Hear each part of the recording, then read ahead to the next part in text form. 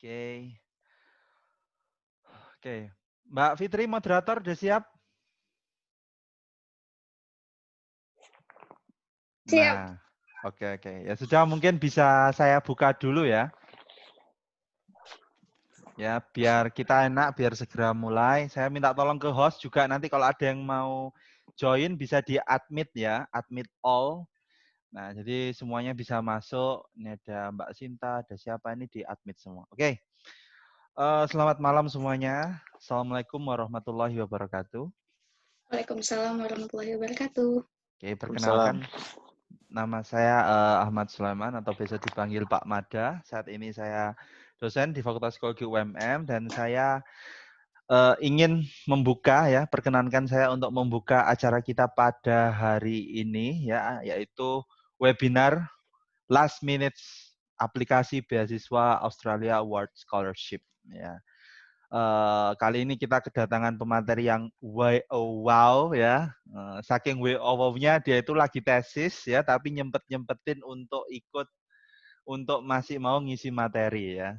Dan kebetulan kalau nggak salah AS juga tanggal pendaftaran terakhir tanggal 30 ini untuk submit aplikasi dan begitu juga dengan Mas Dana ini submit aplikasi untuk tesisnya juga tanggal 30.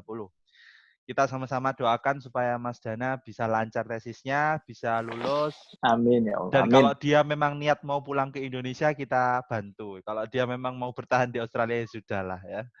Pulang lah. Pulang ya. Kangen cilok. Kangen cilok. Aduh, kangen cilok ya Allah. Ya aku dulu juga gitu Bang, kangen cilok. Begitu sampai di Indonesia, apa sih cilok gini-gini doang gitu ya. Tapi bener ngangenin kok, ngangenin. Indomie goreng juga di Australia sama di sini beda banget ya. Indomie goreng di sana itu nggak ada rasanya ya. Hambar-hambar gimana gitu. Di sini Indomie gorengnya micinnya tinggi. Jadi silakan yang mau hidup bahagia sekaligus kena kanker di hari tua ya. Kalau di Australia Indominya berapaan? Oh, Wah, ini cocok ini, nih tanya kayak gini. Ini ya. Kemarin Supermi baru ngeliat ya. Supermi itu di Foodland $1,6. Berarti 16.000. Wah, 16.000, mantap. Betul. Ya saya. Kalau Indomie 50 sen. Ya Indomie 50 sen ya 5.000 ya itu sebenarnya 5.000. murah ya tapi ya namanya makanan nggak sehat ya. Oke. Saya mohon maaf kalau ada suara-suara gaduh ya. Biasa anak saya umur 2 tahun jadi sangat proaktif ya. Semua hal yang bisa dikentong ya. Saya mohon maaf sekali. Oke, saya sangat senang sekali teman-teman bisa hadir pada hari ini. Saya harap teman-teman tidak menyia-nyiakan kesempatan untuk bisa berdiskusi dengan Mas Dana ya. Karena nggak gampang ya untuk mencari waktu bagi Mas Dana ini untuk mau mengisi ya di sela-sela kesibukannya kuliah. Ya jangan salah kuliah di Australia itu juga sibuk, juga padat ya.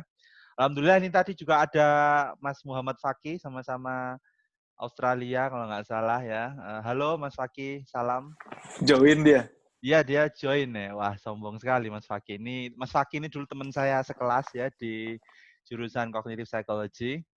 Oke mungkin itu dari saya Mas Dana ya. Saya harap tidak ada yang menyanyikan kesempatan pada malam hari ini. Mas Dana juga silahkan cerita sekozinya ya.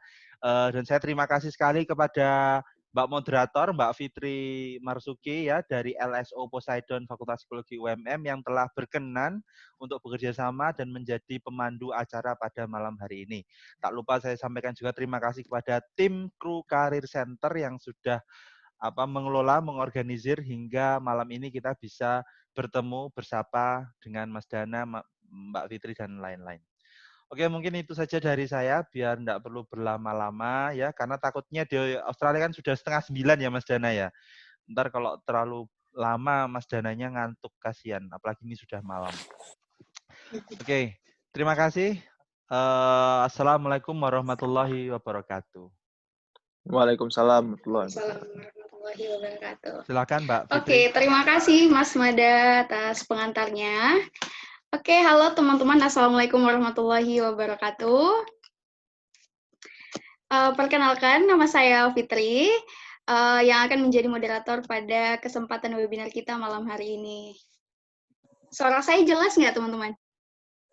Enggak. Jelas. Good. Oke, jelas ya? Jelas. Oke, webinar kita pada malam hari ini itu diselenggarakan oleh Career Center dan LSO Poseidon yang bekerja sama untuk menyusun webinar kita pada malam hari ini. Nah, seperti yang tadi disebutkan oleh Mas Mada, tema yang akan diusung adalah Last Minute Australia Award Scholarship Application. Nah, kenapa sih temanya demikian?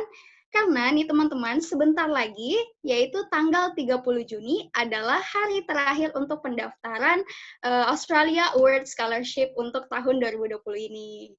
Nah, teman-teman masih ada 3 hari ya untuk menyusun aplikasi. Seperti itu. Nah, kemudian, kenapa kita memilih tema tersebut? Karena melihat teman-teman banyak yang antusias untuk ke luar negeri. Nah, tetapi belum tahu program aplikasi beasiswa apa aja yang tersedia. Mungkin ada yang dari dalam negeri, yang disediakan dalam negeri. Tapi untuk kesempatan kali ini, nanti narasumber kita akan sharing tentang salah satu beasiswa yang pasti luar biasa ya, Australia Award Scholarship, yang mana saingannya global nih, bukan hanya di Indonesia saja, tetapi di berbagai penjuru negara di dunia. Oke, nah izinkan saya untuk perkenalkan narasumber kita malam hari ini. Nama lengkap beliau Yusri Ramadana, biasa dipanggil Kak Dana. Kak Dana ya Kak? Mas?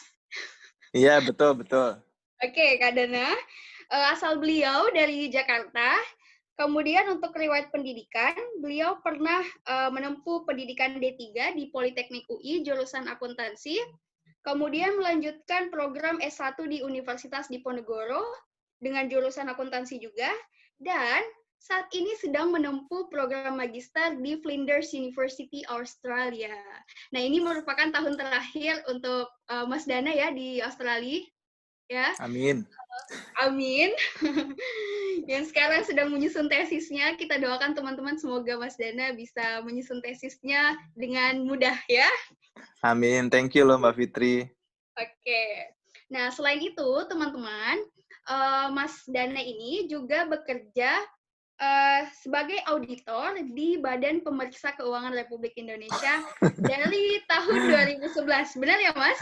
Wow. Iya, betul. Wah, luar biasa sekali narasumber kita untuk malam hari ini. Tentunya beliau akan sharing bukan tentang BPK, tetapi tentang Australia Award Scholarship ini. Ya nggak sih, Mas? Insya Allah, insya Allah.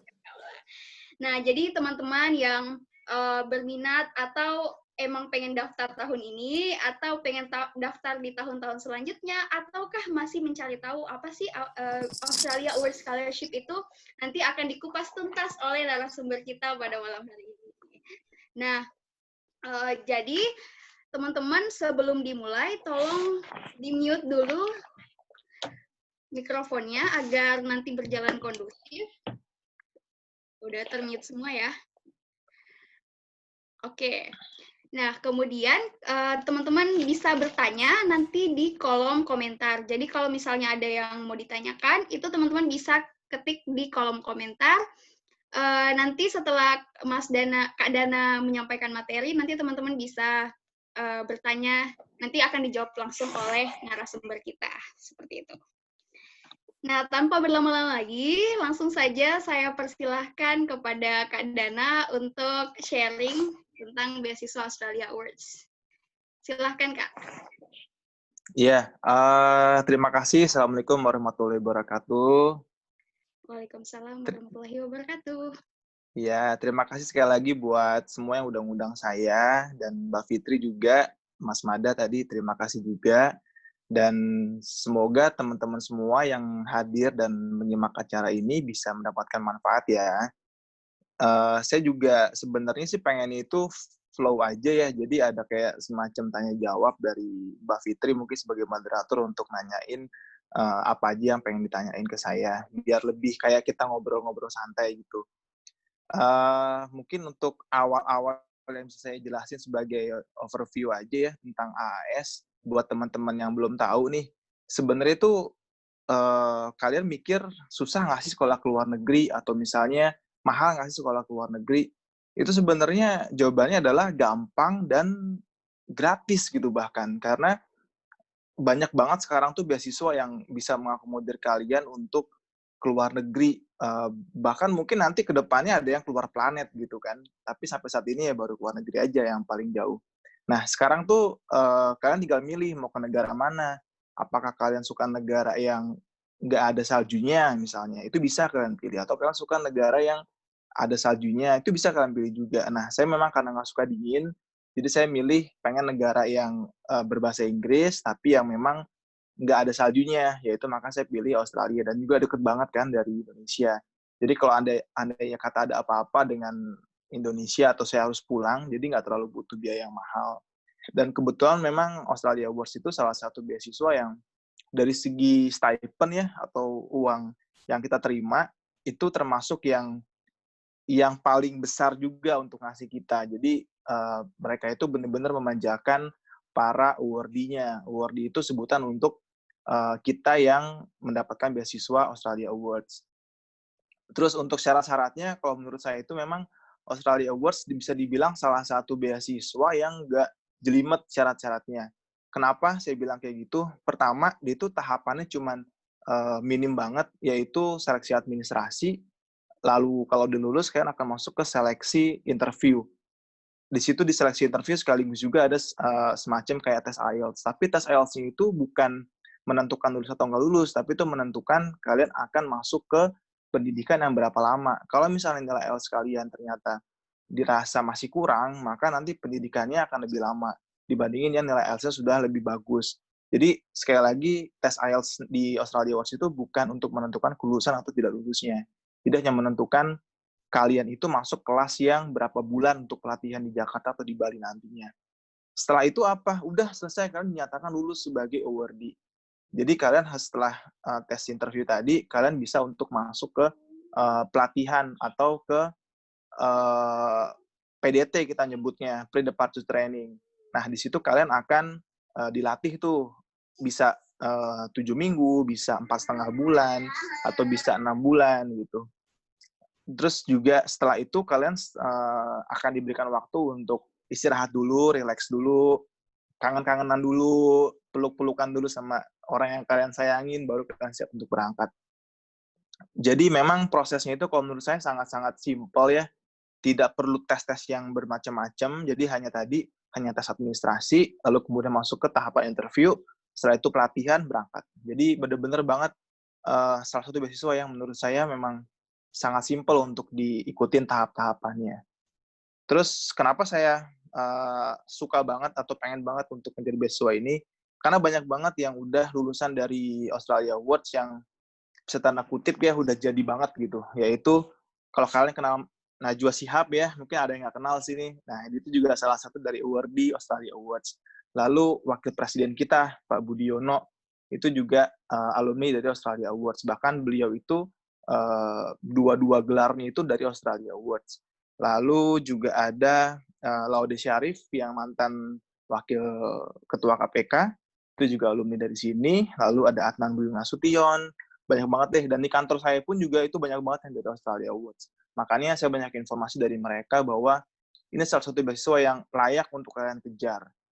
Dan banyak banget kursi yang disediakan oleh Australia Awards untuk Indonesia. Biasanya itu sekitar antara 300 sampai 600 awardee untuk per tahunnya. Tapi juga yang melamar juga banyak tentunya. Kurang lebih sih biasanya sekitar 6 ribuan per tahun ya biasanya. Gitu. Mungkin gitu dulu Mbak untuk openingnya dari saya tentang sekilas Australia Awards itu apa. Oke, jadi benar-benar cukup simple ya kalau didengar, seleksinya cuma administrasi dan interview. Jadi kira-kira tantangannya dalam mengikuti seleksinya itu Mas, yang interview atau administrasi? Oke, ini sebenarnya ya kalau kalian udah lolos tahapan administrasi, maka bisa dibilang kalian udah setengah kakinya di Australia. Setengah kakinya di Australia, setengah kakinya di Indonesia. Kenapa? Karena setelah kalian masuk ke tahapan interview, biasanya itu tinggal 50-50, yaitu kemungkinan itu 2:1 lah ya. Jadi dari satu saingan kalian itu pasti ya nggak lulus gitu. Jadi kalau nggak kalian atau dia nggak lulus. biasanya tuh bener-bener dipangkas habisnya itu di administrasi. Jadi kalau kalian sudah lolos tahapan administrasi, maka udah bisa sedikit berbesar hati atau mulai sadar diri bahwa ternyata kalian itu punya sesuatu yang lebih dibanding orang lain gitu. Makanya yang paling krusial sebenarnya kalau menurut saya di administrasi. Karena kalau udah masuk administrasi maka bisa dibilang sudah tinggal kepleset nyampe gitu. Jangan sampai kepleset dan nggak nyampe gitu kan. Jangan sampai kepleset malah gagal, tapi keplesetnya nyampe atau lulus sebagai awardee. Jadi bener-bener sekarang nih 3 hari ini itu harus kalian maksimalkan untuk benerin aplikasi kalian atau esai kalian, dan itu masih bisa. Makanya sekarang saya senang banget temanya itu adalah last minute Australia Awards application, dan itu bener-bener banget yang saya rasain kemarin. Karena saya itu, ini untuk sekedar sharing dikit ya. Iya. Saya itu termasuk aliran yang deadline garis keras. Jadi deadlineer garis keras gitu. Jadi ini nggak boleh kalian contoh sih sebenarnya. Saya itu memang udah kebiasaan dari sejak SD mungkin ya. Sejak SD itu bener-bener SKS sejati deh pokoknya. Sistem kebut semalam sejati gitu. Jadi itu nggak boleh kalian tiru ya. Karena itu bener-bener bikin otak kalian tuh panas banget. Jadi saya tuh inget banget dulu waktu lagi apply AS ini, itu saya ngerjain aplikasi itu kurang lebih 3 minggu. 3 minggu, dan saya baru submit-nya itu misalnya sekarang deadline tanggal 30 Juni. Maka saya submit-nya itu di tanggal 30 Juni malam. Sedangkan itu kan deadline-nya tanggal 30 Juni 11.55 atau 11.59 ya kalau nggak saya. Nah, saya itu upload di 30 Juni misalnya nih ya, 30 Juni yang waktu itu. 30 Juni jam 11.30 something deh kalau nggak saya uploadnya. Dan tahu nggak kejadiannya apa waktu itu? Itu bayangin, di 1 hari terakhir deadline, semua orang upload di jam yang sama, di hari yang sama, akhirnya apa? Crash. Webnya crash. Wah. Dan akhirnya apa? Aplikasi saya nyangkut. Aplikasi saya nyangkut, dan itu bener-bener udahlah saya ikhlas aja, ya udahlah mungkin gue belum saatnya tahun ini untuk apply gitu. Dan udah bener, dan ternyata saya nggak submit saat itu karena nyangkut gitu kan, servernya error. Saya nggak bisa komplain lagi, saya nggak bisa minta tolong sama timnya AS lagi karena sudah lewat gitu kan waktunya. Karena saya memang deadlineer banget. Dan akhirnya apa? Saya udah pasrah, udah ikhlas. Besokannya ada email. Email atau pemberitahuan saya lupa ya. Aplikasi Oasis atau AS itu dibuka 7 hari tambahan. Karena websitenya down. Jadi kebayang nggak kalau misalnya itu nggak ada penambahan 7 hari, saya udah nggak lulus dan saya mungkin nggak ada di Australia saat ini. Jadi bener-bener itu pengalaman yang berharga banget sih. Lo harusnya tobat nih. Buat teman-teman semua yang deadlineer sejati itu harusnya tobat. Dan saya ternyata masih belum tobat sampai sekarang. Menarik ya, Mas. Iya, dan memang sih saya bukan excuse ya, tapi saat itu saya lagi ada di penugasan yang jauh memang dari kota Banda Aceh. Saya waktu tugas di Aceh ya, dan saya lagi jauh dari kota Banda Aceh, itu mungkin sekitar 7 jam dari Banda Aceh, dan itu di satu tempat yang terpencil. Saya benar-benar lagi sibuk banget ngaudit. Itu bahkan aplikasi itu saya isi lagi di hotel, di sela-sela saya ngaudit, itu saya selalu ngisi di atas jam 2 malam, di atas jam 3 malam saya baru ngisi. Dan saya memang karena kerjaan menuntut untuk tidur malam terus gitu, jadi ya udah saya ngisinya itu memang malam-malam saat lagi udah sepi gitu, saat udah kerjaan nggak ada saya baru ngerjain. Dan buat teman-teman semua memang sebenarnya nggak bisa sih kalau untuk isi aplikasi itu dadakan, itu nggak bisa, karena pasti nanti akan ada yang kalian sesali, mungkin esainya kurang atau salah ketik hal-hal yang konyol, tuh sering banget kayak gitu. Jadi tapi saya ada nanti di akhir ada tips ya, nanti saya akan coba ngasih tips gimana caranya biar esai kalian itu tetap ada isinya walaupun kalian deadlineer gitu. Nanti makanya stay tune terus, jangan di skip ya videonya. Silakan, Mbak. Oke, jadi para deadliners jangan khawatir, kalian masih punya kesempatan ya.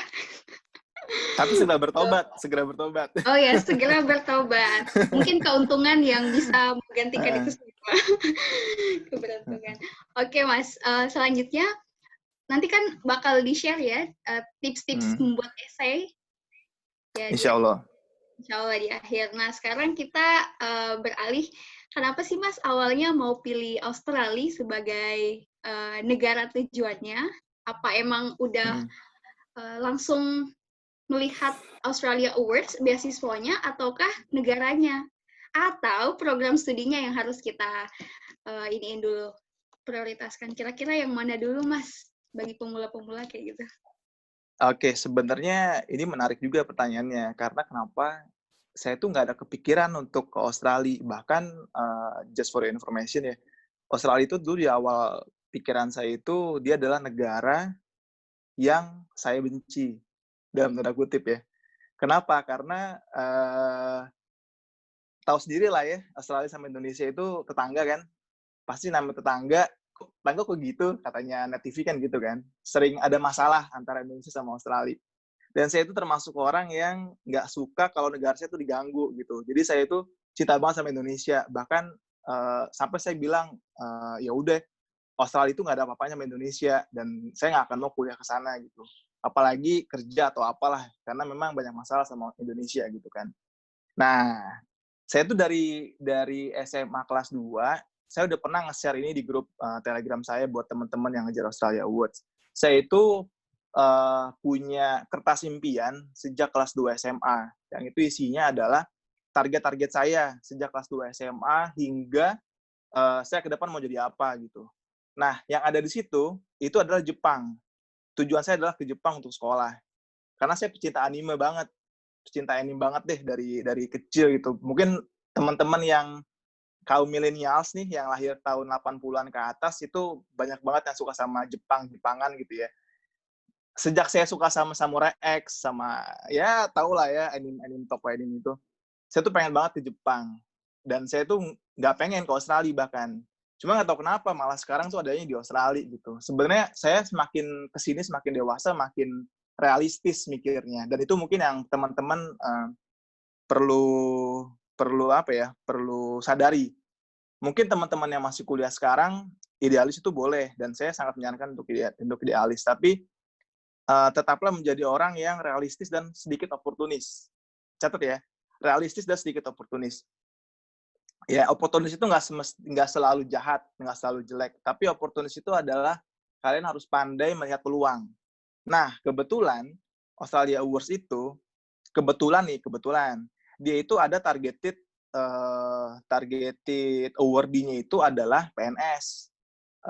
Terus juga wanita. Jadi itu buat teman-teman semua yang wanita, buat teman-teman yang bukan PNS, jangan khawatir. Sebagai wanita, kalian bisa diprioritaskan, ditargeted gitu ya sama mereka. Lalu juga selain itu ada disabilitas. Jadi kalau kalian yang memiliki disabilitas, itu merupakan targeted banget oleh AS. Nah, saya melihat ada celah di situ. Saya melihat ada peluang lah ya, ada peluang. Nah, saya melihat, itulah saya bilang tadi, opportunity itu tidak selalu jahat, tidak selalu buruk. Saya bisa melihat peluang di situ. Saya pikir, ya kenapa enggak gitu. Dan ternyata memang, udahlah, saya pikir saya harus buang-buang tuh idealis saya, Australia itu begini, begitu, nggak penting deh. Yang penting saya sekarang gimana caranya biar bisa saya kuliah di luar negeri gitu. Karena di kantor kita harus untuk bertumbuh kan, harus grow. Dan ternyata memang jurusan di luar negeri itu atau kuliah di luar negeri itu memang ini mungkin yang harus dibalik ya. Tapi faktanya seperti ini sekarang di Indonesia, yaitu adalah orang lulusan luar negeri itu pasti dihargai lebih mahal dibandingkan dengan lulusan dari luar negeri. Itu memang harus kita patahkan fakta itu. Tapi sampai belum dipatahkan, maka itu masih menjadi fakta yang ada saat ini gitu. Nah, itulah yang akhirnya udahlah, terpaksa saya harus kuliah ke luar negeri. Di Australia nggak apa-apa deh, yang penting saya dapet. Nah, ini juga pelajaran buat teman-teman. Jangan terlalu saklek sama pilihan kalian. Misalnya gini, saya pengen ke Jepang. Saya nggak mau ke Australia. Padahal tuh Allah ngasih peluang tuh. Ini ada loh beasiswa Australia nih buat teman-teman semua. Karena saya idealis, saya nggak mau deh ngambil Australia. Saya pengen ke Jepang. Teman-teman kan nggak tahu kan, mungkin rezeki teman-teman tuh di situ gitu, di Australia. Mungkin bukan Jepang. Karena apa yang kita pikir baik belum tentu baik menurut Allah gitu kan. Nah, kalau buat teman-teman yang mikir, saya nggak mau deh ke Australia, saya mau ke Jepang aja. Emang teman-teman yakin Australia itu nerima kalian? Kan belum tentu kan keterima kan? Kalian tuh belum nyoba gitu. Jadi jangan sampai kalian mikir, saya nggak mau nyoba Australia, saya pengennya ke Jepang aja. Kok yakin banget sih bakal keterima sama Australia gitu? Misalnya kalian punya cewek nih, kalian pengen nembak cewek misalnya. ada si A yang suka sama kalian, tapi karena kalian nggak suka sama dia, kalian suka sama si B. Terus kalian pikir, gue nggak mau deh sama si A, gue maunya nembak si B aja. Emang kalian yakin si B itu mau terima kalian? Belum tentu kan? Nah, sedangkan tuh ada si A tuh yang sayang sama kalian gitu. Kenapa nggak kalian coba lihat baiknya dia apa, lalu kalau saya sama dia tuh kayak gimana. Itu sama kayak dengan kalian pilih beasiswa. Kalian pilih beasiswa yang ke Jepang itu lebih baik. Tapi ternyata mungkin yang ke Australia itu lebih baik buat kalian gitu. Mungkin ternyata kalian bisa lebih belajar bahasa Inggris kalian lebih baik di sana. Mungkin kalian juga bisa ketemu suatu saat nanti jodoh kalian mungkin di sana, siapa tahu kan. Terus yang kedua, kalian mungkin bisa lebih banyak networking yang ternyata tuh di Jepang mungkin nggak bisa kalian dapetin. Dan yang kenapa saya pilih akhirnya ke Australia tadi, karena memang saya melihat ada peluang di situ. Jadi sesimpel, jadi saya nggak terlalu mikir yang bermuluk-muluk lagi sekarang. Selama ada peluang yang bisa kita ambil, itulah yang kita hajar sekarang. Oke, jadi mahasiswa jangan terlalu idealis juga ya Mas, mungkin. Idealis boleh dipertahanin, tapi jangan terlalu. Harusnya lebih realistis dan oportunis. Oke, quote untuk hal ini.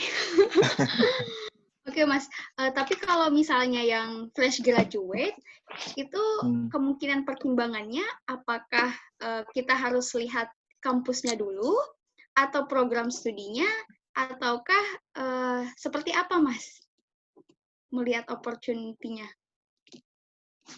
Iya, nah kalau ini juga saya memang oportunis juga kalau di sini, karena saya ngelihat kita main strategi nih, karena beasiswa itu kan banyak yang daftar, otomatis kalau banyak yang daftar, kita juga harus main strategi dong, gimana caranya biar kita tuh nggak mengikuti arus yang banyak kompetitornya. Kita harus mencari sesuatu yang memang itu kira-kira bisa ada peluang buat kita lebih besar gitu. Nah, saya ngelihat di kantor saya itu kan banyak banget auditor.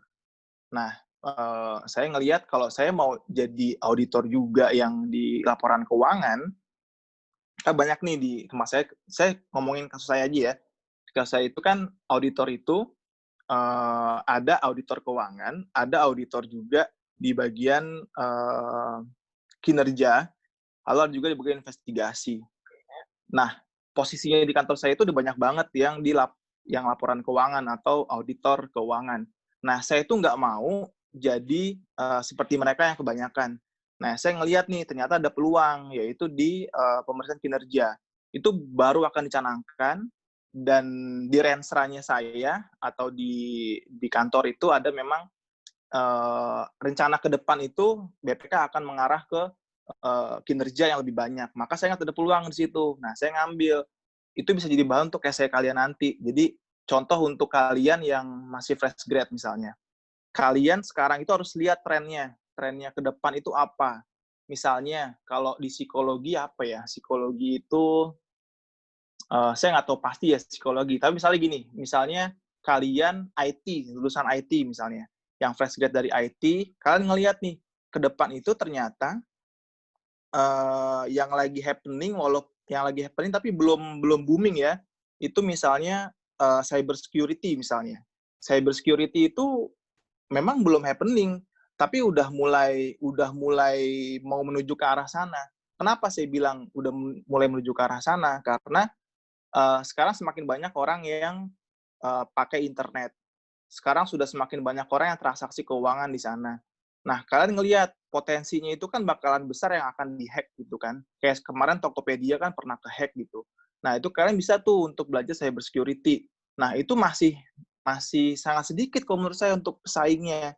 Dan kalian bisa memberikan efek yang sangat luas nantinya ke masyarakat dengan cara memberikan konsultasi misalnya. Kalau buat yang fresh grad ya, kalian belum bekerja kan, kalian bisa memberikan konsultasi, kalian bisa menjadi dosen, kalian bisa menjadi pengajar, entah itu di perguruan tinggi atau mungkin di lembaga pemerintah, itu bisa juga kalian memberikan konsultasi.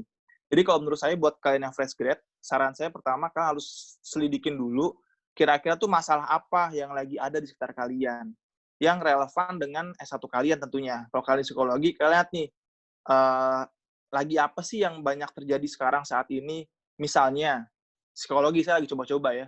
Kemarin saya tuh sempat ngelihat ada di Instagram itu banyak banget tentang konsultasi masalah stres. Ini saya nggak ngerti nih, ini apakah psikolog atau psikologi ya, saya nggak tahu. Tapi itu banyak banget sekarang yang sudah mulai mengarah ke penyediaan jasa konsultasi tentang stres. Saya nggak tahu, ternyata stres itu kan nggak cuma meliputi orang-orang yang udah bekerja, tapi juga orang-orang yang masih kuliah seperti kalian. Kalian bisa tuh fokus ke masalah manajemen stres untuk para pelajar atau para mahasiswa. Itu bisa kalian jadikan untuk essay kalian nantinya.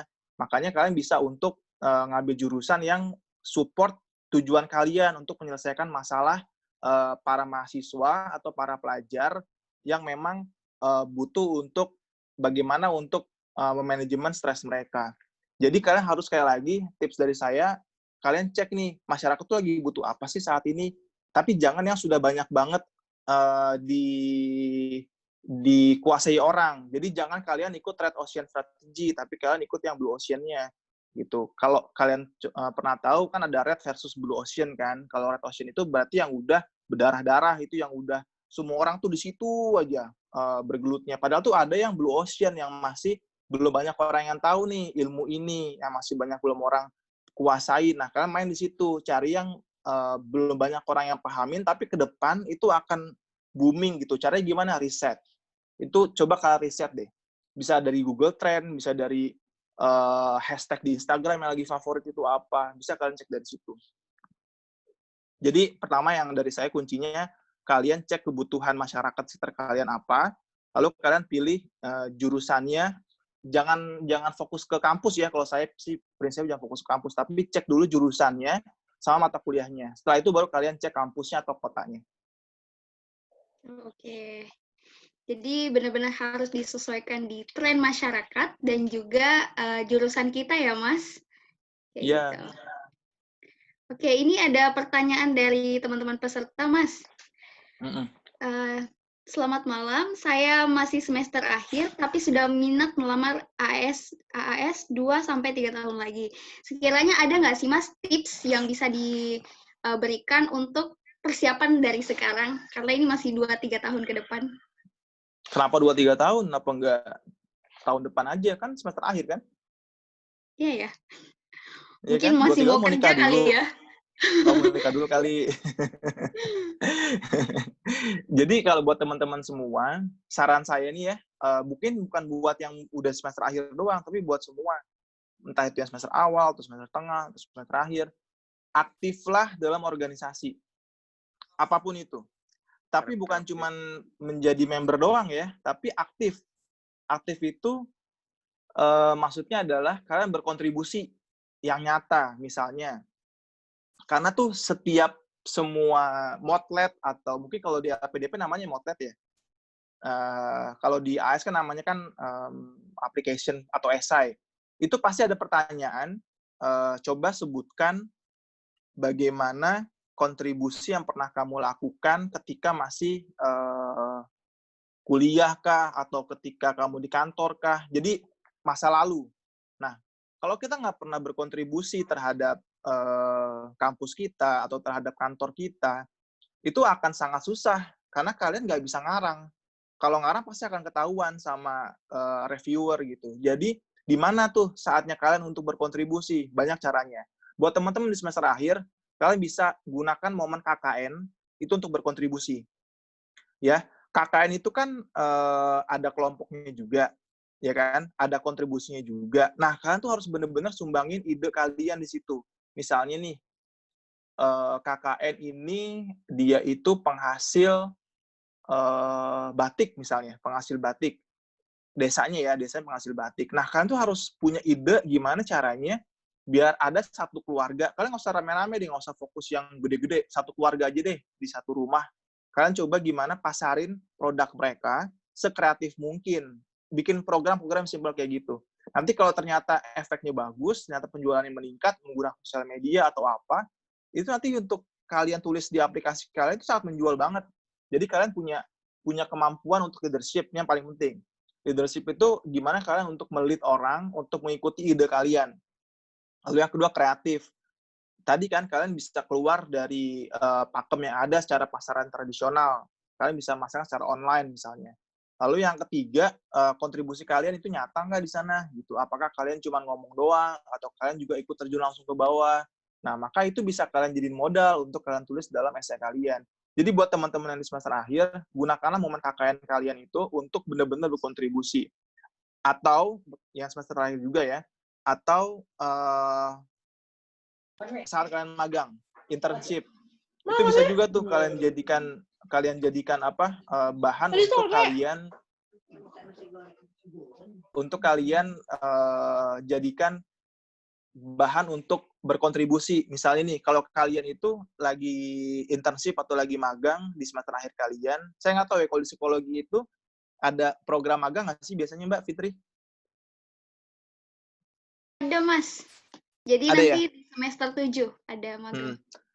Iya, itu bisa kalian manfaatin. Nah, kalian situ harus benar-benar ngasih kontribusi berupa pemikiran kalian yang kreatif.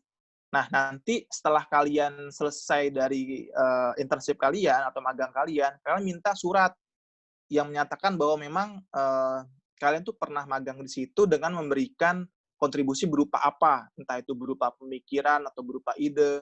Nanti harus ada tertulisnya. Kenapa saya harus tekankan ada tertulisnya?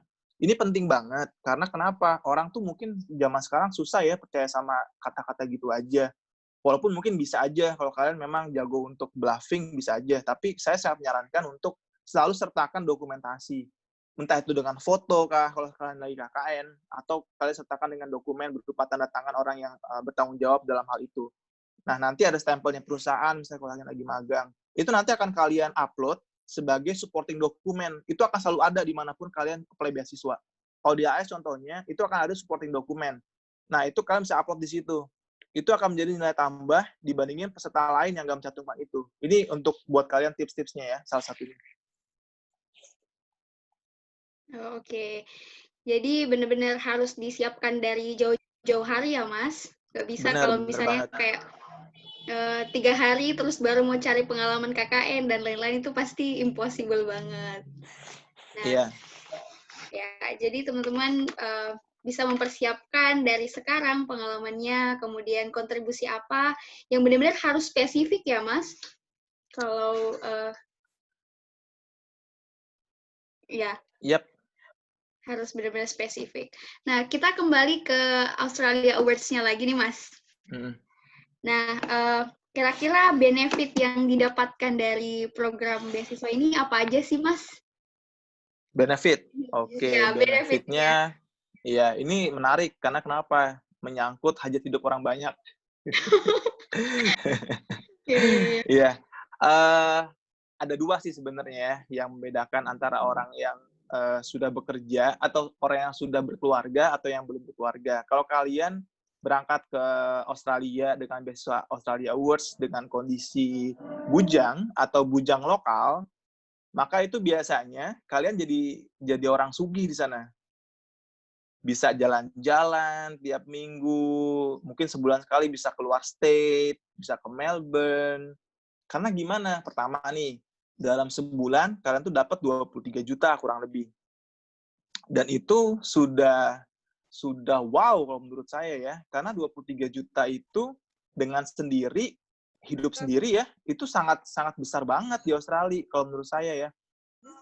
Karena untuk kosan aja itu sekitar $120 seminggu, maka kalau sebulan cuma 500. Kalau makan kan tergantung kalian kan. Kalau makan Indomie terus, nah itu mungkin lebih kaya lagi nantinya. Tapi kan nggak mungkin makan Indomie juga. Kalian mungkin sebulan atau seminggu sekali pengen makan yang enak-enak. Tapi itu masih sangat lebih dari cukup. Bisa tanya sama Mas Mada deh. Kalau misalnya di Australia itu kalau kita sendiri itu, atau Mas Fakih yang sendiri itu kan, itu enak banget tuh pasti. Hidupnya tuh jalan-jalan mulu, nggak mikirin kerjaan, nih Mas Fakih ya. Jadi kalau tapi kalau yang berkeluarga itu ya memang agak ngepas, tapi lebih kalau menurut saya ya, kalau menurut saya pribadi, balik lagi tergantung sama gaya hidup sih. Tapi kalau untuk yang masih sendiri, itu 23 juta sebulan itu tuh gede banget kalau menurut saya.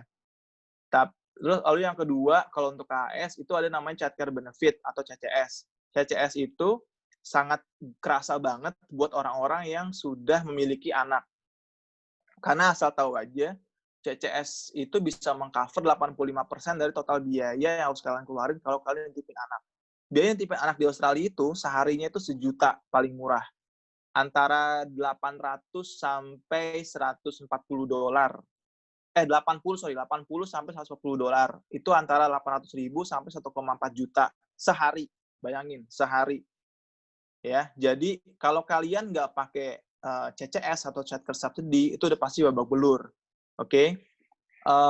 Itu yang kedua. Lalu yang ketiga, kalian akan dapat biaya untuk editor. Itu sekitar 500 per semester.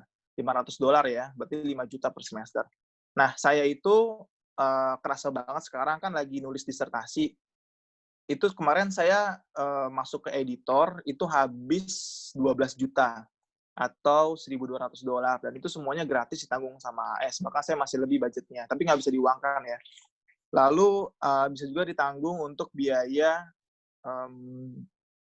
seminar, tapi itu nanti sifatnya reimburse gitu. Lalu, ini yang paling penting, pas kalian PDT atau pre-departure training di Jakarta atau di Bali, itu wow banget sih kalau menurut saya. Karena kenapa? Kalian itu udah dapet kelas bahasa Inggris gratis selama 4,5 bulan kalau saya waktu itu.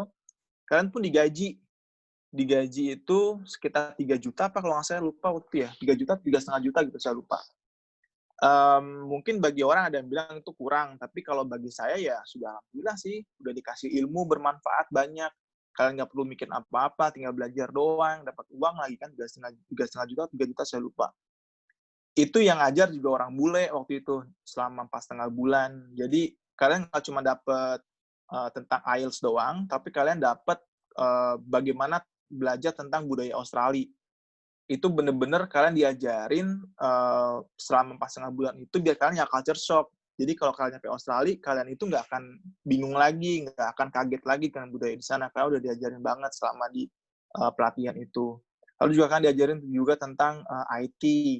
Bagaimana untuk biar kalian tuh nggak shock di sana tentang masalah IT-nya. Karena udah canggih banget di Australia itu. Dan kalian disiapin dari sekarang, sejak di Jakarta atau di Bali. Bahkan nggak cukup dari situ doang. Setelah PDT selama 4,5 bulan, saat kalian berangkat ke Australia, which is itu di cover ya, tiket itu di cover. Kalian pun misalnya nih di Aceh ya, atau di Malang, let's say ya, di Malang, kalian tuh ada pelatihan misalnya di Bali, maka tiket kalian pelatihan dari Malang ke Bali itu di cover. Terus dari kalian pelatihan kan selesai nih, pulang lagi ke rumah itu di cover juga. Lalu untuk kalian terbang dari Indonesia ke Australia itu di cover. Nah, saat kalian nyampe landing di Bali, landing di Australia, itu kalian akan langsung diminta untuk bikin rekening atau buku tabungan ya. Dan kalian itu nanti akan langsung dapat uang 50 juta. 5.000 dolar ya, 5.000 dolar. Itu untuk mengcover biaya hidup kalian di awal-awal. Dan itu lebih banget. Saya sampai beli iPhone terbaru saat itu di sana. Saya sampai beli mobil di sana. Hentikan, Mas, gitu. hentikan. Iya, ini kita kan lagi menaik-naikkan mereka nih ceritanya nih. Biar mereka makin semangat gitu kan, motivasinya keluar. Aku nggak kuat. Nah, jadi itu benar-benar bermanfaat banget di awal. Karena kalian bayangin aja, landing di suatu negara yang semuanya serba mahal, tapi kalian nggak punya uang dolar gitu kan. Kalian akan dapat langsung 5.000 dolar. Dan itu cepet banget. Kalian nggak perlu ngurusin apa-apa. Mulai dari visa nih ya, bayangin aja, visa itu kita nggak ngurus apa-apa. Itu semua udah ada pihak Australia Awards yang ngurusin. Kita cuma diminta paspor, suruh bikin paspor doang. Abis itu udah, mereka yang akan ngurusin visanya. Bahkan nanti untuk tes kesehatan di Indonesia pun nanti mereka yang nge-cover gitu. Saya nggak tahu kok di LPDP kayak gimana, tapi kalau di AS seperti itu. Lalu setelah kalian tadi dapat yang 5.000 dolar, maka kalian akan mendapatkan pelatihan lagi seperti di Jakarta kemarin atau di Bali.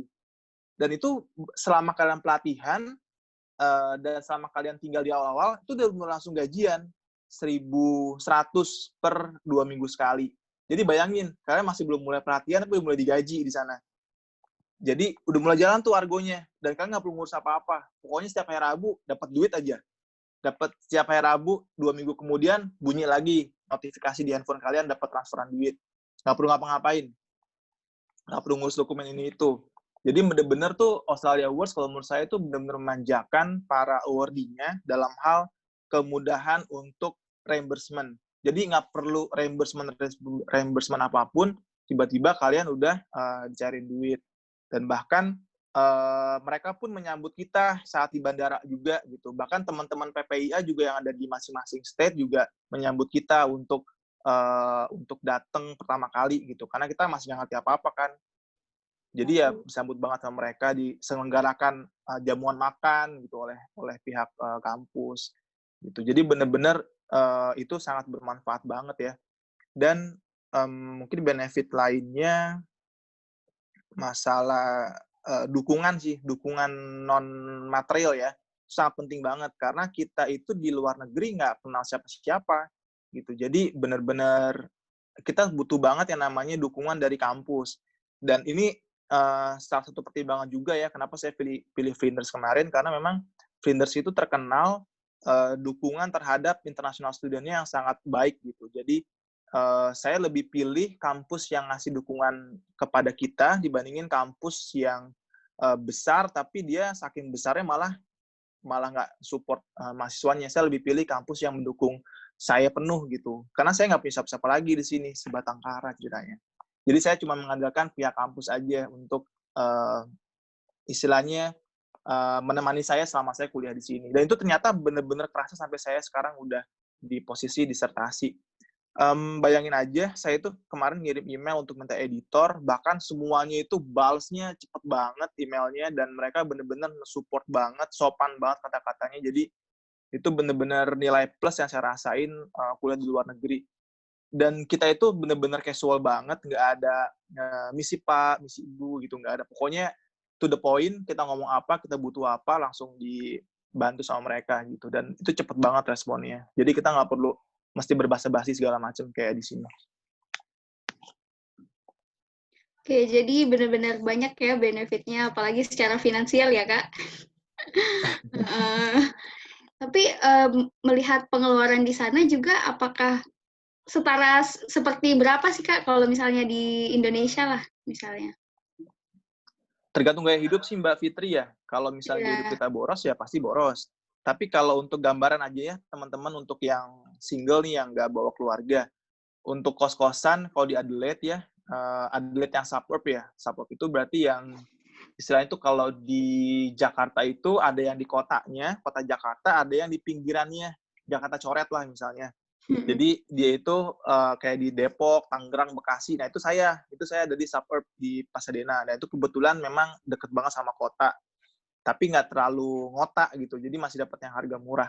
Nah itu kalau misalnya teman-teman ngekos di sekitaran situ, itu sekitar 120 sampai 150 per minggu. Itu kalau untuk akomodasi.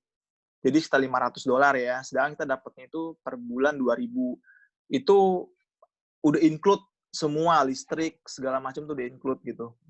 Paling tinggal makan. Nah, kalau makan itu di Adelaide kurang lebih itu sekitar $10 sampai $15 lah kurang lebih. Maka kalau sehari makan di luar terus, 3 kali kan, berarti 3 kali dikali 10 ya 30 atau 40 lah paling mahal dalam sehari gitu kan, tinggal dikali sebulan, maka sekitar berapa tuh, 40 ya, tadi 40 dikali 30 ya masih sangat jauh banget deh dari yang kalian keluarkan gitu.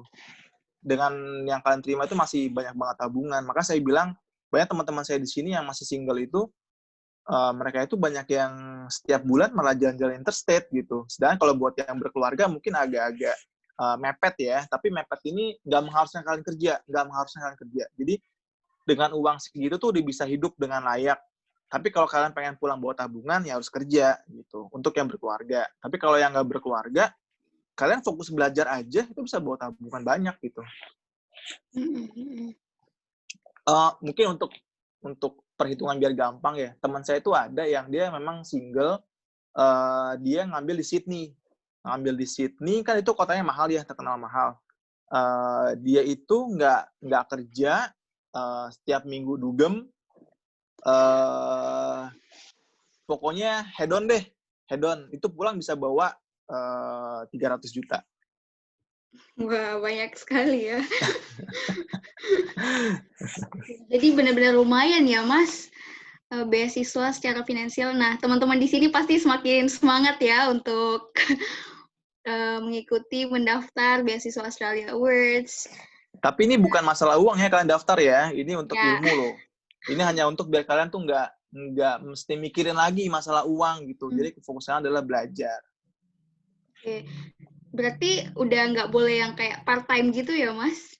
Kalau beasiswa Nah, Australia ini Awards benefit juga dari Australia Awards. Australia Awards itu nggak melarang kalian untuk nggak kerja. Boleh kalian kerja. Tapi maksimal itu 20 jam per minggu atau 40 jam per 2 minggu.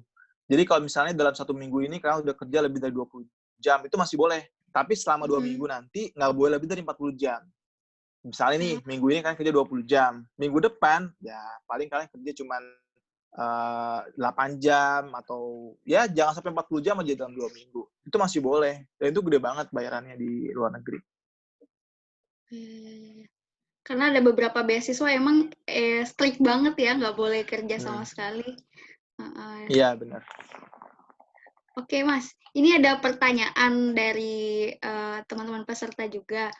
Nah, untuk syarat TOEFL-nya itu berapa ya, Mas, biar lulus?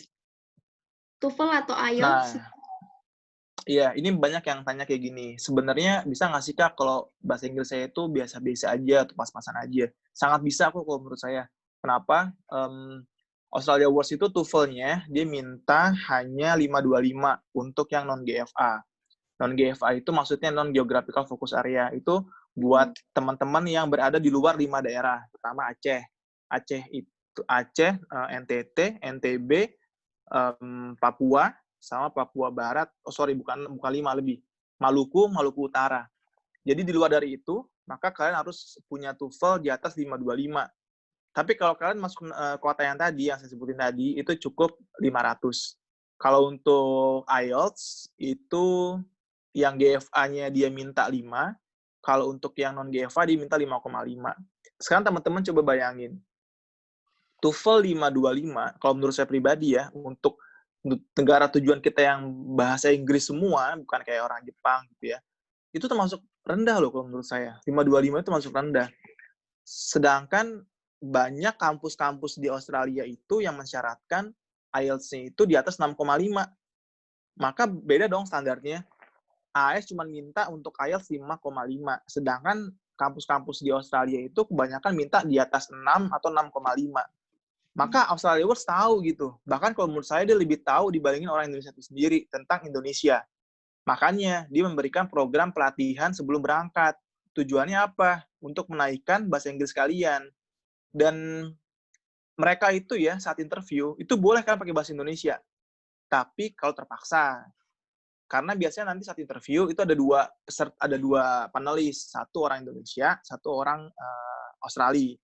Nah, kenapa kalian dibolehkan pakai bahasa Indonesia? Karena mereka tuh nggak nyari yang jago bahasa Inggris. Enggak, mereka tuh nggak nyari itu. Mereka nyari orang yang memang memenuhi 3 syarat mereka, yaitu pertama, kompetensinya mencukupi ya, nggak luar biasa, tapi mencukupi. Lalu yang kedua, dia punya leadership yang bakal jadi potensial leader nanti in the future. Lalu yang ketiga, bagaimana kontribusinya kita kepada negara atau kepada orang sekitar. Cuma nyari itu doang sebenarnya dia. Dia bukan nyari orang yang jago bahasa Inggris, enggak. Gitu. Dia nyari orang yang 3 tadi, akademiknya mencukupi, lalu yang kedua leadership-nya bagus, lalu yang ketiga kontribusinya kepada negara itu harus nyata, bukannya abstrak, bukannya ketinggian, tapi yang memang membumi gitu. Membumi itu maksudnya kalian nggak perlu tinggi-tinggi, tapi yang penting bisa berimplikasi kepada masyarakat sekitar kalian. Jadi buat teman-teman, ingat ya, TOEFL 525 itu bisa kalian raih dalam waktu sebulan. Itu bisa diraih dalam waktu sebulan. Saya berani jamin tuh. Kalau kalian rajin setiap hari 3 jam ngerjain soal, itu bisa dapat 525. Oke. Nah, ini ada yang nanya lagi nih, Kak. kalau misalnya dokumen evidence-nya itu apakah harus sesuai dengan apa yang diminta ataukah bisa di-improve? Karena kalau misalnya di-improve itu otomatis mungkin ada yang beda ya formatnya seperti itu. Itu kayak gimana, Kak? Ini evidence yang KKN tadi maksudnya? Atau yang di magang tadi? Kayaknya yang kalau yang tadi tuh yang magang. Sebenarnya gini, nggak ada format baku kalau di Australia Awards. Jadi kalian itu bisa pakai format yang memang apa adanya gitu. Jadi nggak ada format baku di Australia Awards untuk terkait supporting dokumen. Yang format baku itu nanti ada yang namanya nominating letter atau agency letter itu untuk PNS, itu udah baku formatnya. Lalu ada reference letter, itu sudah ada formatnya. Tapi pun reference letter bisa kalian buat sendiri kok. Itu Australia Awards nggak terlalu permasalahan masalah itu. Jadi banyak banget kemudahan yang dikasih sama Australia Awards. Jadi mereka itu negara-negara bule kali ya. Jadi mereka memang casual banget. Jadi nggak terlalu saklek dengan administratif yang jelimet gitu. Jadi nggak apa-apa. Yang penting kalau misalnya kalian sudah punya dokumen pendukung yang menyatakan kalian sudah pernah ini, ada tanda tangannya, udah itu sudah bisa menguatkan gitu. Oke, berarti yang penting bisa menguatkan apa yang kita tulis ya. Benar. Oke Kak, karena ini sudah hampir 1 jam, mungkin bisa di-share tentang tips essay yang tadi Kakak janjikan di awal. Oh, masih ingat ya? Mungkin ya ada beberapa yang menanyakan tentang hal tersebut, karena pasti tadi yang disebutkan salah satu yang paling berpengaruh kan aplikasi. Nah, di aplikasi itu pasti essay ya Kak, yang paling dinilai paling penting. Nah, mungkin bisa di-share Kak tentang hal tersebut. Saya emang nggak ada slide ya. Ini saya ngomong ini aja, ngomong langsung aja. Tapi yang pertama itu yang pasti adalah kalian harus tahu masalah yang kalian pengen pecahkan tuh apa. Kalau kalian udah tahu masalahnya, nanti ke depan akan gampang. Masalah yang pertama kalau harus cari ya, apa yang sedang terjadi di sekitar kalian, itu yang harus kalian pecahkan. Lalu yang kedua, kalian lihat pengalaman kalian di masa lalu itu bisa nggak mendukung untuk memecahkan masalah tersebut. Lalu yang ketiga, future. Future itu kalian pengen jadi apa sih sebenarnya untuk memecahkan masalah tadi. Nah, kalau saya elaborasi lebih dalam lagi, pertama, tadi kan masalah ya. Misalnya nih, teman-teman itu ngelihat contoh yang tadi psikologi ya, masalah banyak orang yang stres di usia muda, misalnya. Entah itu karena dia stres dengan pekerjaannya, di kuliah, di kampus, atau mereka stres dengan percintaannya. Ternyata tuh banyak tuh fenomena kayak gitu, kejadian sekarang di Indonesia, atau di anak-anak muda zaman sekarang misalnya. Itu kalian cari tuh, oh ternyata ada nih masalah seperti itu. Oke, masalah dapat ya. Lalu yang kedua, background kalian. Bener nggak sih masalah ini tuh memang bisa saya pecahkan dengan background saya? Misalnya, saya itu background-nya memang di psikologi. Oh, ternyata background saya memang mendukung, karena saya mengerti masalah itu. Oke, kan psikologi banyak tuh. Ada psikologi apa, saya nggak ngerti deh. Mungkin psikologi tentang stres, misalnya. Atau tentang psikologi anak, atau psikologi apa, saya nggak paham deh. Nah, kalian harus tahu skill apa yang paling memang kalian cocok untuk memecah masalah tadi. Kalau kalian udah tahu skill itu, maka masuk ke masa depan, yaitu future ya. Kalian pengen jadi apa? Nah, kalian tahu nih, oke, berarti untuk mencari masalah tadi, saya harus menjadi orang yang paham tentang bagaimana memecahkan atau mengatasi masalah stres pada milenial atau pada anak muda. Ya udah, kalian cari jurusan yang memang bisa mengakomodir masalah tadi dan cita-cita kalian tadi. Banyak banget itu. Kalian bisa cek di Krikos ya. Krikos itu adalah website-nya Australia yang menyediakan kursus atau mata kuliah dan kampus yang ada di Australia itu semuanya di dalam satu database. Kalian coba search CRICOS. Itu nanti kalian bisa ngelihat by institution atau by kampus atau by jurusan. Di situ muncul semua jurusan-jurusannya. Yang kalian anggap cocok, kalian pilih. Nah, kalian coba refleksikan lagi. Bener nggak sih jurusan ini bisa untuk menjadikan saya di masa depan untuk memecahkan masalah yang tadi saya siapkan. Kenapa saya bahas ini sebagai tips yang pertama? Karena kalau kalian nggak tahu masalah kalian yang mau dipecahin apa, itu nonsense kalian bisa nulis esai. Karena kalau kalian udah tahu masalahnya, maka dipastikan esai kalian tuh akan ngalir gitu aja. Tanpa kalian sadari, kalian bisa tahu nih maunya arahnya kemana. Lalu yang kedua, karena ini udah deadline, maka kan harus ngetik dengan cepat kan. Biasanya orang yang ngetik cepat itu nggak nyambung tuh tulisan-tulisannya. Dia nulis apa yang ada di kepalanya aja. Nah, saran saya nih, coba kalian cek setiap pertanyaan itu pasti memiliki keterkaitan. Misalnya ada pertanyaan tentang kenapa kamu pilih jurusan ini? Oke, kenapa kamu pilih jurusan ini? Lalu ada pertanyaan lagi tentang apa sih jurusan ini fungsinya untuk karir kamu ke depan? Itu pertanyaan beda, tapi itu nyambung satu sama lain sebenarnya.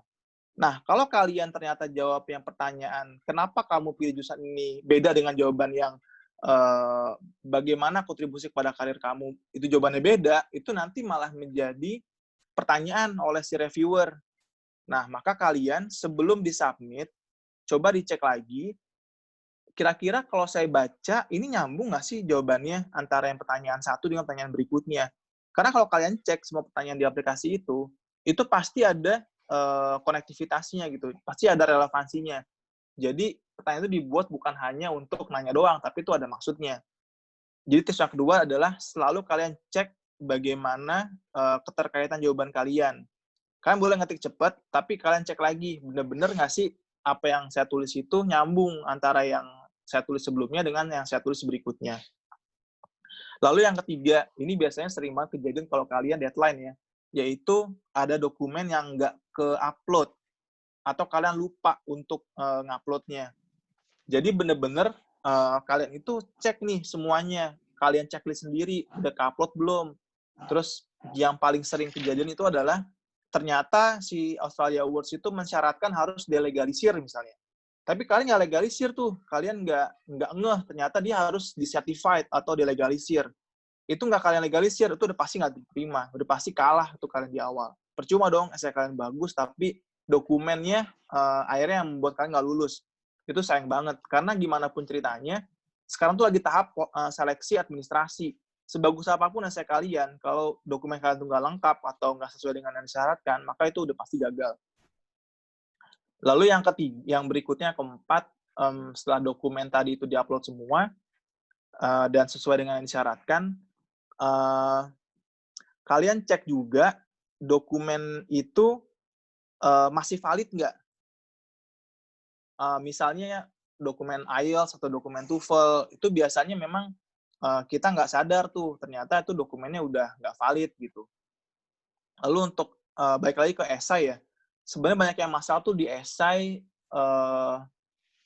mereka itu bingung mau nulis apa, mau nulis kira-kira yang saya tulis itu sudah pas atau belum sih, karena biasanya kalau udah kita selesai nulis, itu pasti kita akan mikir, ini kayaknya masih kurang deh, ini kayaknya masih belum pas deh.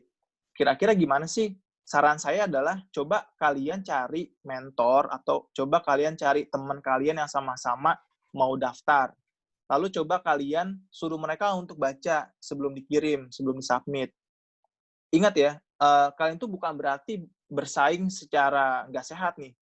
Kalian itu di sini adalah sama-sama untuk mengejar kebaikan, mengejar beasiswa. Jadi nggak ada salahnya untuk kalian saling berbagi dengan cara sesama kalian tuh untuk mengoreksi esai teman kalian. Jadi kalau kita memang berniat untuk membantu dengan ikhlas, maka sudah pasti jalan kita akan dipermudah. Karena biasanya kalau kita cuma ngelihat esai kita sendiri, itu biasanya akan ada yang kurang gitu, akan ada yang salah atau ada yang nggak pas. Jadi memang kita butuh orang lain untuk kita ajak kerjasama untuk meriksa esai kita. Nggak mesti orang yang lebih hebat, nggak mesti. Justru malah kalau menurut saya, semakin basic pengetahuan dia tentang ilmu kita, maka itu semakin baik. Karena sekedar informasi aja, reviewer nanti yang meriksa esai kalian, itu bukan orang yang paham tentang bidang kalian. Bukan, belum tentu ya. Mungkin saya tentang auditing misalnya. Mungkin yang meriksa esai kita itu bukan orang yang paham tentang auditing, tapi dia mungkin background-nya adalah psikologi. Kan beda jauh dong. Maka kalau kita nulis sesuatu yang terlalu tinggi, sesuatu yang terlalu teknis, itu banyak orang yang nggak paham dengan apa yang kita tulis. Nah, makanya dibutuhkan dari kita itu untuk menemukan teman atau study buddy, saya nyebutnya. Study buddy itu adalah teman atau partner yang bisa kita ajak untuk berdiskusi tentang apa yang kita tulis gitu. Itu sangat penting kalau menurut saya. Semakin dia nggak ngerti tentang apa yang kita kuasai, semakin bagus. Itu menurut saya ya. Karena mereka akan nilai, gue nggak ngerti nih sama apa yang lo tulis. Nah, kalau dia nggak ngerti, maka tulisan kita harus ada yang diubah gitu. Maka kita belum bisa menjelaskan sebumi mungkin, sedasar mungkin, sebasic mungkin. Karena kadang-kadang tuh basic itu is the best gitu. Jadi esai kalian itu nggak harus yang bahasanya itu tinggi, bahasanya itu dewa, itu malah nggak bisa dimengerti orang gitu. Tapi sebasic mungkin. Karena bayangin ya, kalau ada 6.000 orang yang daftar untuk AAS ini, sedangkan waktu mereka adalah cuma sebulan untuk ngoreksi esai kalian, dan mungkin nggak banyak orang yang untuk jadi reviewer untuk beasiswa ini ya, mungkin hanya sedikit orang yang meriksa esai kalian. Itu dalam sehari, mungkin mereka tuh bisa ngoreksi berpuluh-puluh atau mungkin beratus-ratus esai. Bayangin dong gimana pusingnya mereka kalau mereka nggak ngerti apa yang kalian tulis. Jadi otomatis mungkin pesan kalian A, tapi ternyata yang tangkap sampai adalah B. Mungkin itu yang membuat kalian tidak lulus gitu. Jadi sangat disarankan bahasa kalian itu bahasa yang membumi, bukan bahasa yang terlalu teknis biar kelihatan pinter, nggak mesti. Jadi yang penting adalah bahasa kalian itu membumi, basic, dimengerti orang yang bukan di bidang kalian. Jadi cari teman-teman kalian di luar jurusan psikologi, misalnya jurusan accounting, jurusan teknik, untuk menilai apakah yang saya tulis itu sudah bisa dimengerti atau enggak. Jadi kalau sampai dia baca berkali-kali, itu udah indikasi tuh.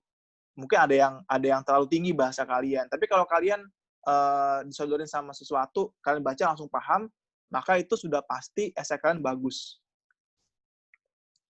Kurang lebih itu yang bisa saya kasih tipsnya. Oke, berarti sangat detail ya, Mas. Mulai dari penyusunan Ya, mudah-mudahan. Ya. Nah, sekarang nih kita mau kasih kesempatan buat teman-teman yang mau bertanya secara langsung. Bisa dinyalakan mute audionya. Iya, videonya dulu bisa dinyalakan. Terus angkat tangan, nanti akan kita unmute. Apakah ada? Halo. Oh iya, ini dengan Mbak siapa dan asalnya dari mana? Saya Shandy dari Jakarta. Oke, silakan Mbak, pertanyaannya apa? Tadi saya nanya tentang dokumen evidence. Kebetulan saya PNS di Kementerian Perhubungan. Nah, untuk CV dan jadi kan ada beberapa dokumen yang memang diwajibkan untuk diupload. Nah, ada other dokumen, apakah itu kita bisa melampirkan, misalnya ada sertifikat mengikuti seminar apa, bisa kita lampirkan, atau cukup sama saja yang dipersyaratkan oleh si AAS itu? Terima kasih. Sama-sama. Mungkin bisa langsung dijawab, Mas? Iya, justru kalau menurut saya semakin banyak yang kamu upload, semakin baik gitu. Karena itu membedakan kamu dengan yang lain. Kalau misalnya semua orang hanya mengupload yang diminta aja, maka ya udah standar kebanyakan orang seperti itu.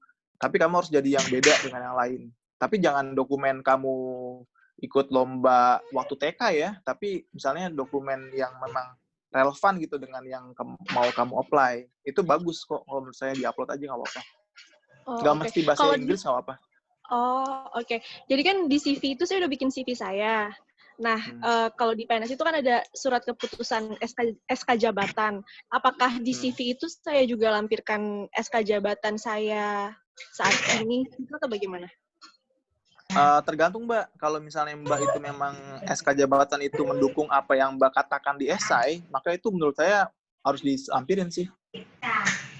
Oh, oke. Berarti oke, mungkin Mbak. Terima kasih. Oke. Terima kasih, Mbak. Mungkin ada lagi teman-teman yang mau bertanya? Mbak Bisa Sita, angkat tangan terlebih dahulu. Mbak Sita, monggo. Oke, Mbak Sinta silakan.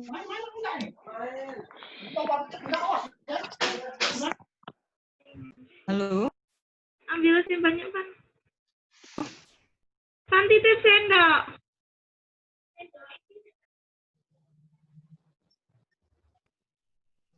Ya, halo. Ya. Ya, silakan Mbak. Ya, mau tanya, untuk dokumennya biasanya apa aja sih Mbak yang disiapin, yang diminta? Dokumennya apa aja yang diminta? Itu aja. Dokumen persyaratan untuk sekolah di sana tuh apa aja yang diminta biasanya? Ya. Kira-kira di aplikasinya itu dokumen yang perlu dimasukkan apa aja ya, Mas? Iya, itu aja. Silakan. Iya, sebenarnya Mbak, ini saya nggak hafal detail ya, karena teknis banget. Itu ada di www.australiaawards.indonesia.org. Mbak bisa cek ke long term awards. Nanti di situ ada how to apply. Itu semua akan ada detail dokumen. Tapi yang wajib biasanya nih ya, yang wajib yang saya memang sering ditanya sama teman-teman saya itu, pertama, itu dokumen bahasa Inggris. Yang tadi saya bilang ya, TOEFL atau IELTS. Dan TOEFL ini tuh bisa IATP ya, jadi nggak mesti harusnya IBT. Tapi yang IATP itu pun bisa. Enak banget kan, cuma 500 ribuan atau 300 ribuan tuh udah bisa daftar. Kalau yang IELTS, ya itu mahal kan, sekitar 5 juta kalau tergantung kurs dolar. Itu bahasa Inggris. Lalu yang kedua, ijazah sama transkrip itu wajib. Baik itu yang S1-nya Mbak, atau S2-nya Mbak, kalau Mbak pengen apply S3, atau D3, kalau memang Mbaknya itu ada D3, lalu SMA sih paling itu, transkrip sama ijazah. Lalu yang wajibnya berikutnya adalah proof of citizenship, itu bisa pasport atau KTP, atau akte kelahiran. Dan untuk yang dokumen tadi saya sebutin semua itu yang wajib ya.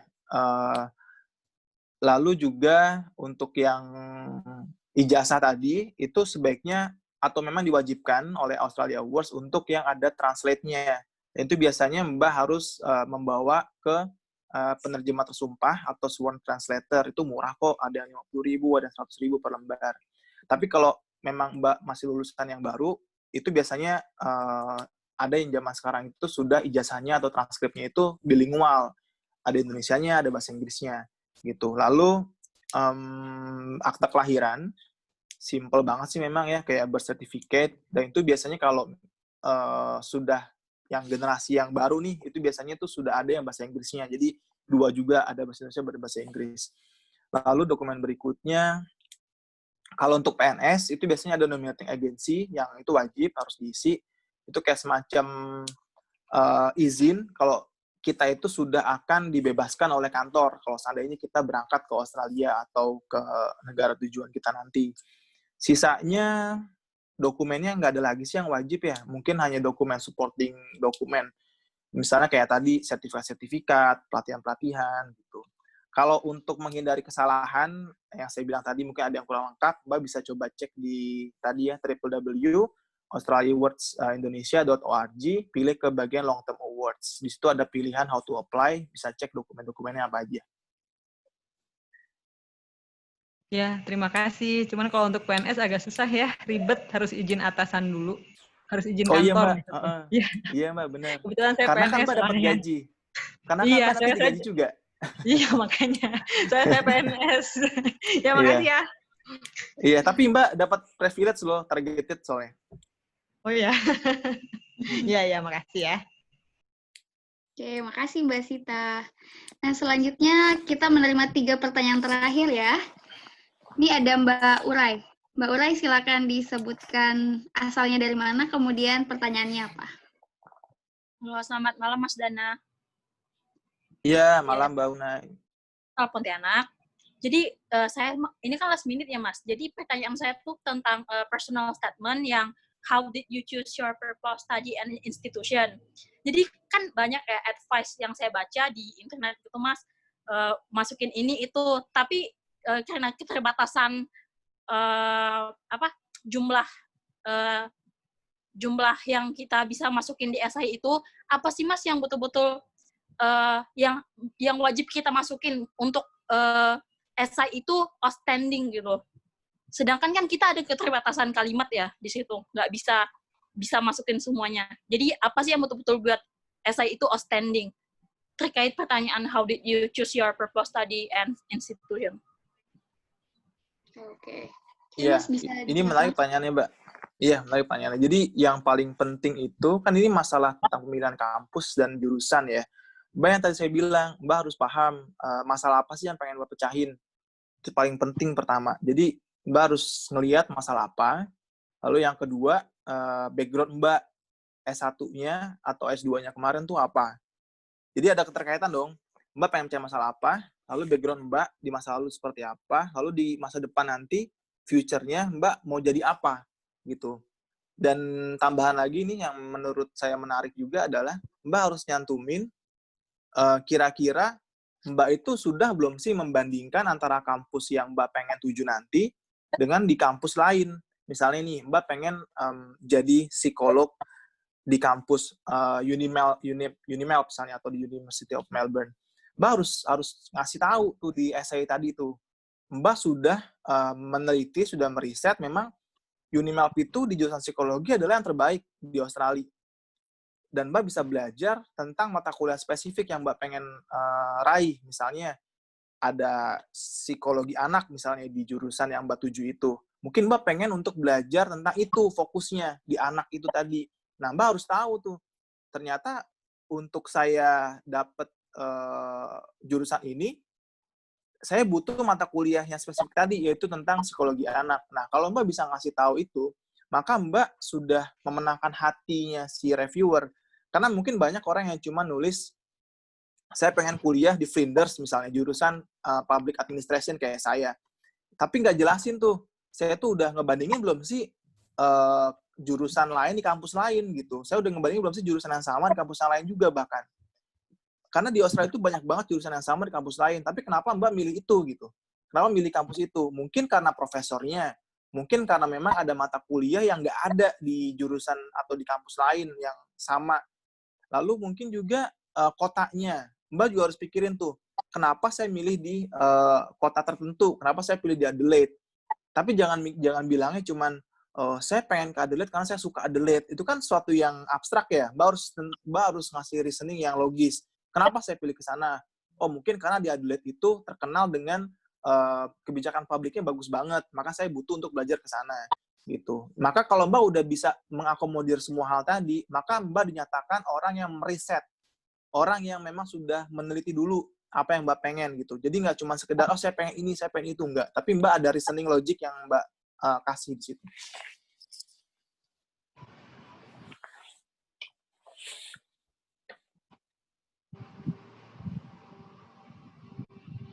Ya, baik. Makasih. Ya, sama-sama. Oke, terima kasih. Nah, ini ada pertanyaan dari kolom komentar lagi, Mas. Dua pertanyaan terakhir.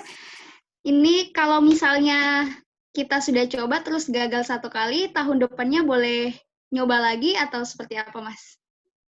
Boleh banget. Sampai 4 juga ada teman saya, 4 kali nyoba. Dan akhirnya di keempat baru dia berhasil.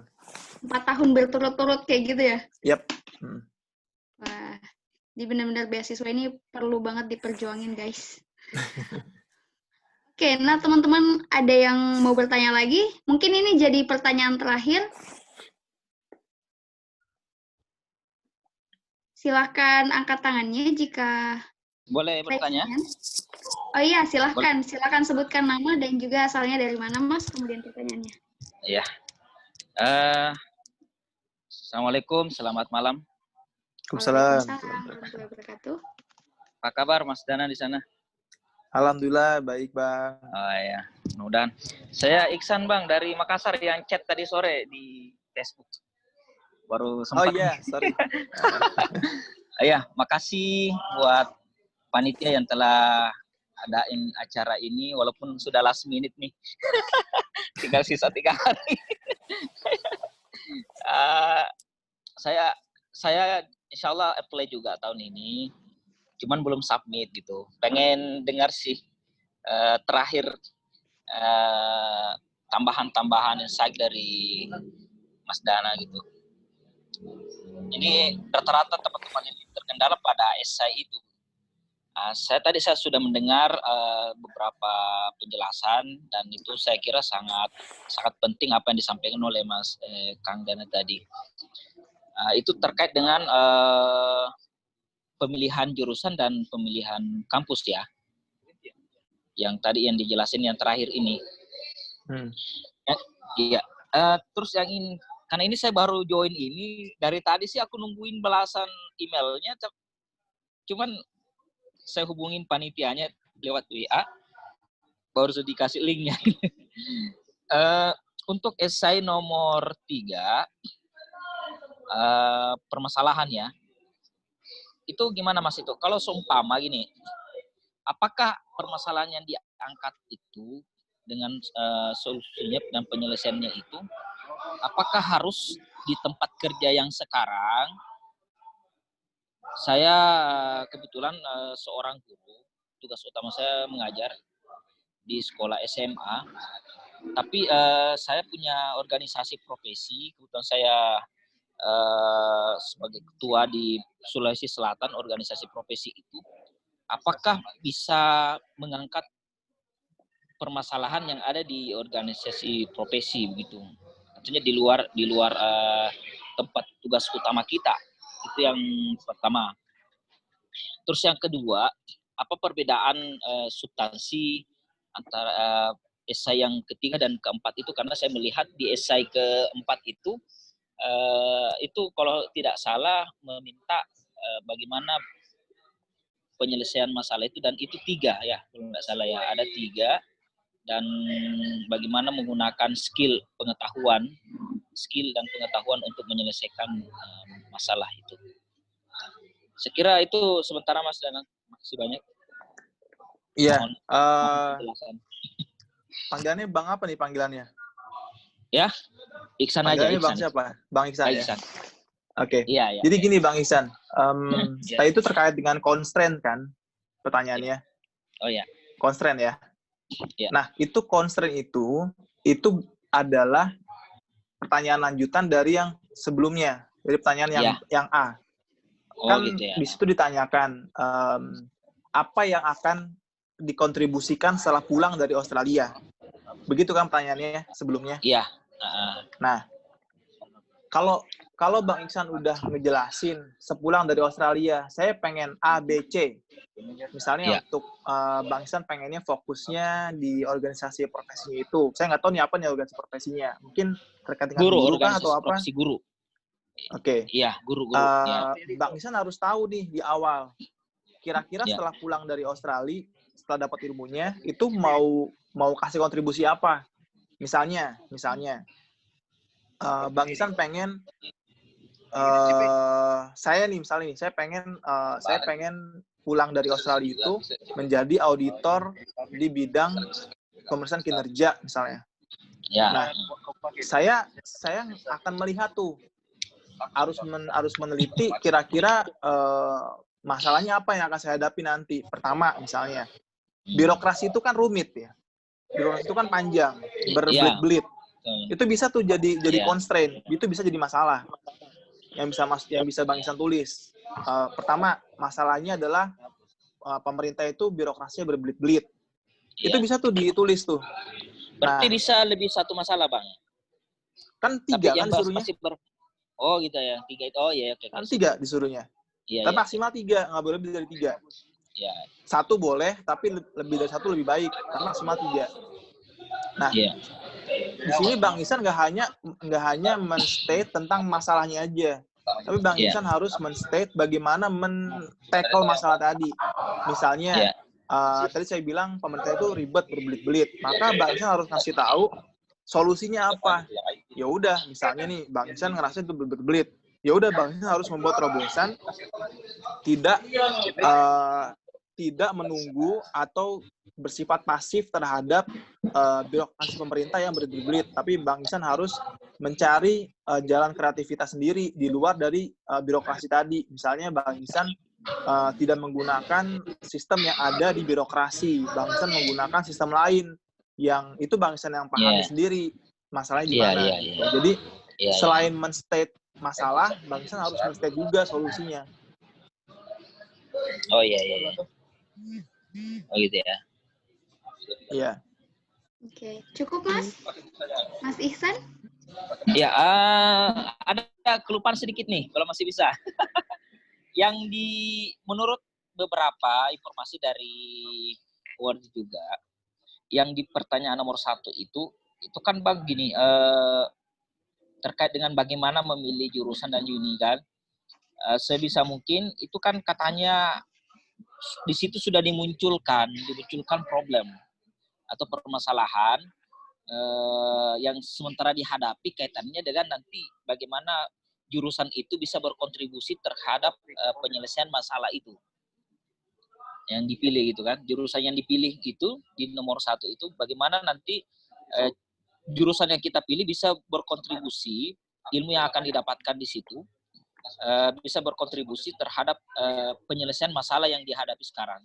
Nah, yang ingin saya tanyakan, apakah kita secara spesifik hanya menyebutkan satu permasalahan di situ atau tetap bisa 1, 2, sampai 3, karena masalah itu yang akan kita angkat kembali di pertanyaan keempat kalau nggak salah ya Mas ya, biasa itu. Atau gimana Mas? Iya, jadi yang saya bilang di awal tadi di tips yang tentang deadline essay ini ya, itu harus dipastikan bahwa memang pertanyaan yang ada itu jawabannya itu jangan lari-lari gitu. Jadi kalau Bang Ihsan bilang di pertanyaan nomor 1 untuk men-tackle apa, maka nanti di yang pertanyaan berikutnya juga sama. Diulang lagi aja, nggak apa-apa gitu. Tapi dengan kalimat yang berbeda nggak apa-apa gitu. Jangan sampai Bang Ihsan bilangnya men-tackle A, tapi nanti yang pertanyaan berikutnya men-tackle B. Kan jadi nggak nyambung. Oh ya, sip. Mungkin cukup ya, Mas. Oke, Bang, makasih banyak. Ya. Oke, terima kasih atas pertanyaannya. Harusnya masih ditambah ini waktunya. Terima kasih banyak, Bang. Oke. Ya. Teman-teman, karena waktunya terbatas, jadi mohon maaf pertanyaannya tidak bisa kita jawab semua. Tapi kalau misalnya teman-teman mau berinteraksi langsung dengan narasumber, itu bisa kontak melalui IG ya, Mas? Ya, bisa disebutkan nama IG apa, Mas? @den.dhana, Dendana. Oke, nah teman-teman bisa follow IG-nya Kak Dana, @den.dhana. Oke, mungkin bisa tanya-tanya melalui IG ya, Mas? Atau bisa kunjungin channel YouTube Mas Dana ya. Saya Mas Dana ada YouTube juga. Oke. Nah, Insya Allah minggu depan aktif lagi. Sekarang masih fokus disertasi. Oh iya ya. Selesaiin tesisnya dulu, terus lanjut. Oke, teman-teman. Informasi yang disampaikan Mas Dana ini kira-kira sudah mengcover ya semua dari persiapan, kemudian tadi juga sempat dibahas bagaimana kehidupannya di Australia, dari stipend dan lain-lain. Nah, yang paling menarik tadi salah satunya adalah tips essay yang dibagikan oleh narasumber, yaitu yang pertama itu kita harus bisa mengidentifikasi masalah ya. Jadi masalah apa yang ada di sekitar, kemudian juga melihat apakah masalah tersebut relate sama background pendidikan yang teman-teman ambil. Juga yang ketiga adalah apakah impact daripada apakah masalah tersebut bisa terselesaikan jika teman-teman mengambil jurusan tersebut. Ya, seperti itu mungkin ya, Mas. Nah, untuk sebelum mengakhiri, saya persilakan kepada Mas Dana untuk menyampaikan closing statement mungkin ya, Mas. Biar teman-teman lebih semangat lagi. Closing statement, oke. Sekarang tuh zaman yang udah sangat terbuka ya. Jadi teman-teman itu nggak usah minder, nggak usah khawatir kalau sekolah ke luar negeri itu mahal, sekolah ke luar negeri itu susah, nggak usah. Bahkan buat teman-teman yang disabilitas, justru kalian malah diprioritaskan. Lalu buat teman-teman yang perempuan, itu juga sama, kalian tuh diprioritaskan. Jadi sangat banget disarankan untuk apply. Karena sayang banget kalau kalian tuh nggak apply. Sekarang negara itu butuh orang-orang yang memang jago banget satu bidang tertentu, dan kalian tuh sangat dibuka channel yang banyak banget untuk sekolah dimanapun yang kalian pengen, di Australia kah, di Jepang kah, di Rusia, di Eropa, di Amerika, di Inggris, silahkan banget. Dan sangat saya sarankan untuk sekolah tuh ke luar negeri.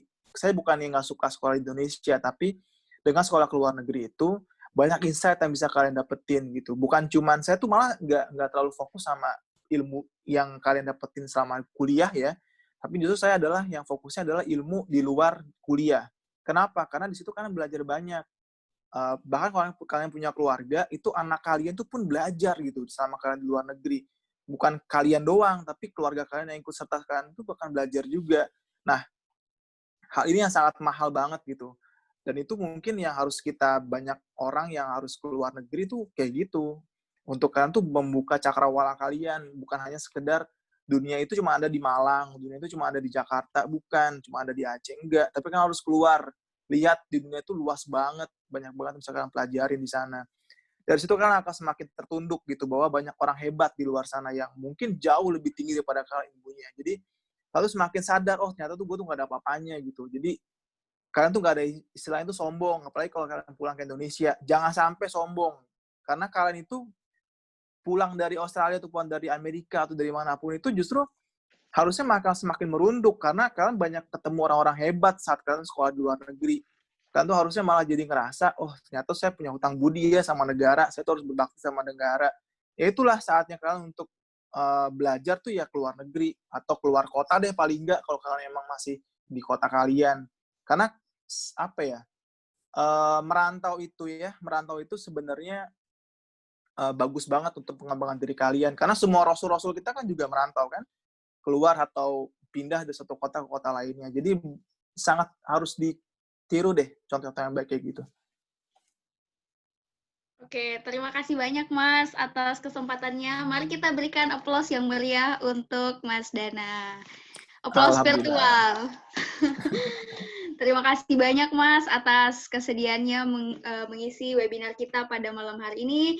Tentu teman-teman di sini sudah memiliki informasi yang lebih lagi tentang apa sih beasiswa Australia Awards itu. Kemudian teman-teman yang lain juga mulai termotivasi, misalnya yang baru fresh graduate atau yang baru masih semester akhir juga mempersiapkan diri dari sekarang untuk mengikuti Australia Awards Scholarship ini. Oke, kemudian saya juga mengucapkan terima kasih banyak kepada panitia yang telah menyelenggarakan acara ini. Kemudian juga teman-teman peserta yang telah berpartisipasi aktif tentunya dalam webinar kita pada malam hari ini. Oke. Thank you teman-teman semua ya. Terima kasih banyak, Mas.